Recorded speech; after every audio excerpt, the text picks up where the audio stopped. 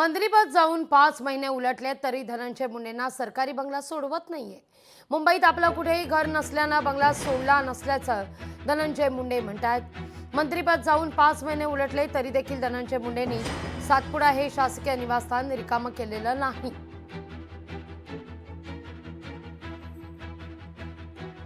यावर मात्र आता सवाल उपस्थित होत आहेत। मात्र गिरगाव चौपाटी जवळ NS पाटकर मार्गावर वीरभवन या 22 मजली इमारतीत 9व्या मजल्यावर धनंजय मुंडेंची एक सदनिका आहे। त्यांनी आपल्या प्रतिज्ञापत्रात तसं जाहीर केलंय। डिसेंबर 2023 मध्ये मुंडे आणि त्यांच्या पत्नी राजेश्री यांच्या संयुक्त नावे 16 कोटी 50 लाख रुपयांना हे घर त्यांनी खरेदी केलेलं होतं। प्रतिज्ञापत्रात धनंजय मुंडेंनी स्वतः 10 कोटींचा खर्च केल्याचा उल्लेख केलाय। या घरात सध्या कुणीही राहत नाहीये। खरेदी केल्यापासून ते बंदच आहे। धनंजय मुंडेंचा राजीनामा 4 मार्चला झाला आणि आता 4 ऑगस्टला तब्बल 5 महिने उलटून म्हणजे त्याच्यावर 46 लाखाचा दंड हा त्यांना खरं तर आकारण्यात आला पाहिजे।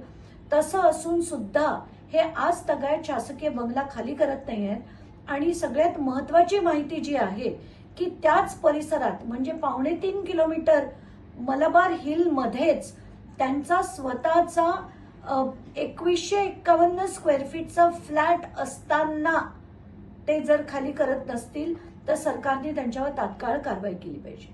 मग एका बाजूला तुम्ही सामान्य लोकांना पेनल्टी लावता रस्त्यावर चालण्यासाठी, नाहीतर समजा गाडी चुकीच्या पार्किंगमध्ये लावली असेल, ओव्हर स्पीडिंग केलं असेल आणि त्यांचं तुम्ही चलान कॅन्सल करत नाही।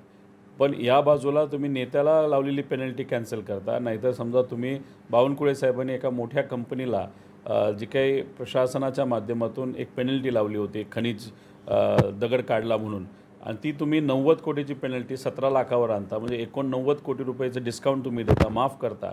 म्हणजे गरिबाला वेगळा नाही आणि श्रीमंत नेत्यांना वेगळा आहे, हे या सरकारचं धोरण आहे असं आम्हा सगळ्यांचं मत आहे। काही कालावधी मंत्रिपद गेल्यानंतर तो सरकारी बंगला ठेवला तरी चालतो, परंतु त्याचे काही ड्यूज असतात ते भरावे लागतात। कदाचित त्या प्रक्रियेतला तो भाग असेल, परंतु मंत्री नसल्यामुळं किंवा अनेक दिवस झाल्यामुळं शेवटी कधी ना कधी तो सोडावा लागणार आहे।